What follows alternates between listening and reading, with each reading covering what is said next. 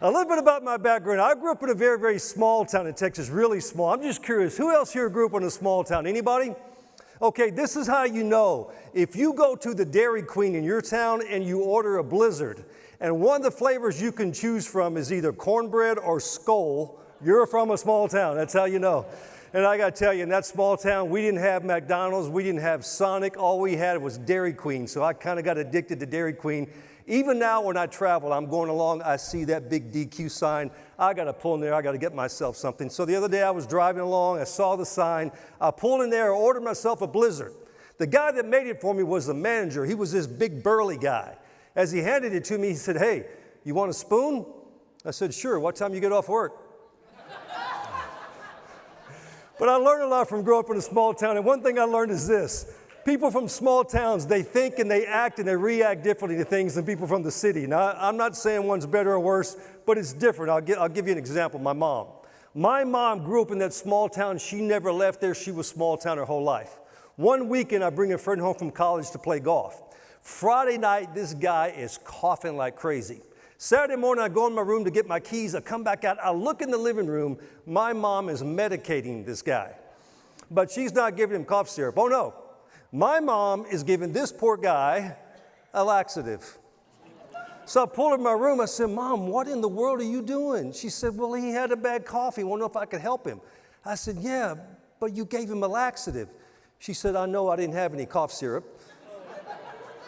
I said, "Mom, a laxative won't help his cough." She said, "Sure it will. I gave him 3 times the dosage. Now he'll be afraid to cough." And he was. He really was. Face that audience. You can hear that music, right? Take it away, Robert. Yeah. All right. Yeah, I see somebody went to the prom alone. Okay, all right now. Now, Robert, because you came to help me, I'm going to show you something very special. Robert, I'm going to show you one of the most dangerous drills you can do with a basketball.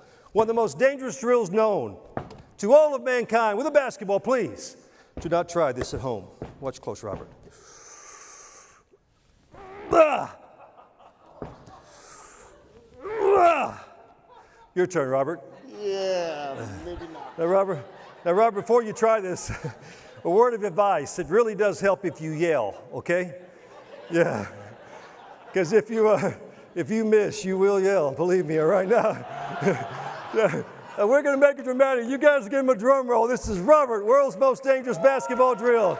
Take it away, Robert. Yeah, they're apart. They are apart. Okay. Well, he forgot to yell. That was the problem. Now, Robert, not so good with the drill. Stand right here. I'm going to give you a second chance, all right? Not so good with the drill. We'll do something else. Little passing thing, Robert. Whatever pass I throw, you got to throw me. Whatever pass you receive, just return to me. You know what, Tracy? I don't think he likes that drum roll stuff. So instead, could you give him like some inspirational music or something? All right. Good, Robert. Stay with me. Good.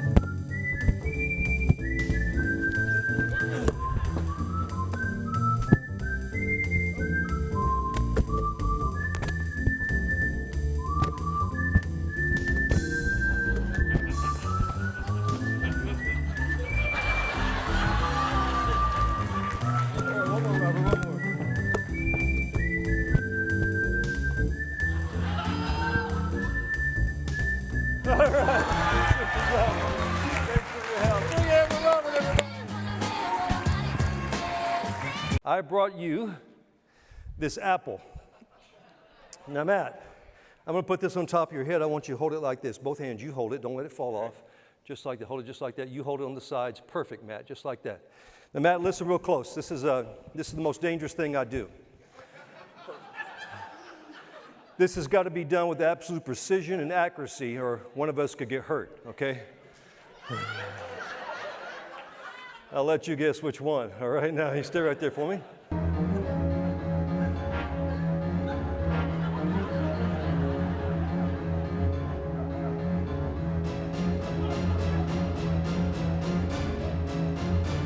I'm just kidding. I'm not going to do that. All right. All right. Were you scared, Matt? No, not really. No, not really. You all right? Now I am. Yeah. You need to go potty? We'll do it after. Okay. Yeah, Matt got lucky. I used to do a show and actually throw the knife, but I had a problem. I was performing in Orlando, Florida. I threw the knife, and I accidentally cut a guy's ear off. Hey, I apologize. I told that guy I was sorry. I don't think he heard me. Anyway, now, Matt, come stay right here for me. Okay. Now, Matt, what I used to do, believe it or not, I would take 2 basketballs and an apple, juggle all 3 objects, and Matt would eat the apple while I juggled. You can picture that. But when COVID came along, they said, hey, you can't do that anymore. So I had to change it up. Now, Matt, when I was performing overseas, they always called me the magician. And I said, well, why do they call me that? I'm not a magician. They said, well, that's the only word they have that translates for you. You kind of do basketball magic, so they call you the magician. So today, I'm going to do some basketball and some magic, and Matt's going to help me out.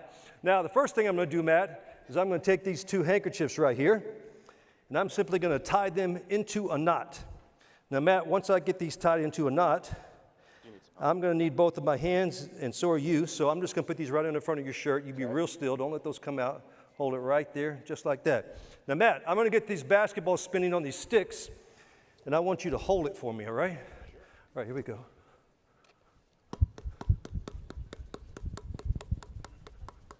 Okay, right hand on top, left hand on the bottom. Perfect, just like that, Matt. Don't go anywhere. Stay right there.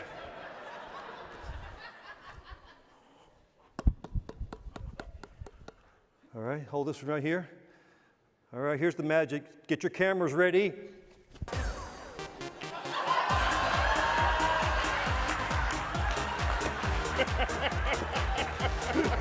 Thanks for your help, buddy. Big hand for Matt, everybody. Bernadette, stay right here for me. Bernadette, because you came to help me, I brought you something real special as well.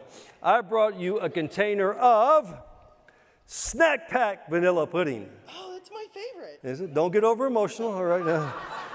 You know, Bernadette, whenever I do this, somebody from the audience always accuses me of not using real pudding. So I'm going to prove it tonight.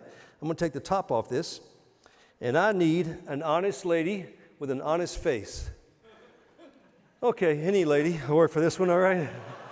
Yeah, could you come help me just for a second? What is your name? Just for a second. You're close. All right. Just hold that right there. What is your name?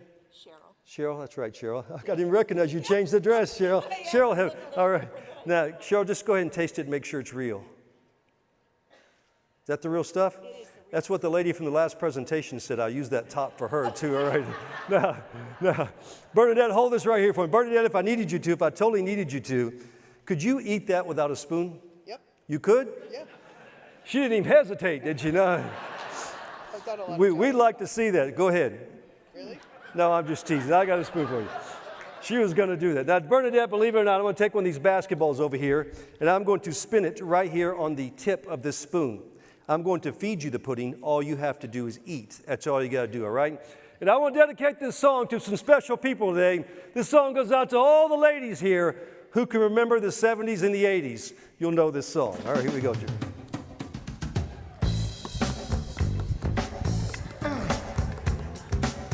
All right, here we go.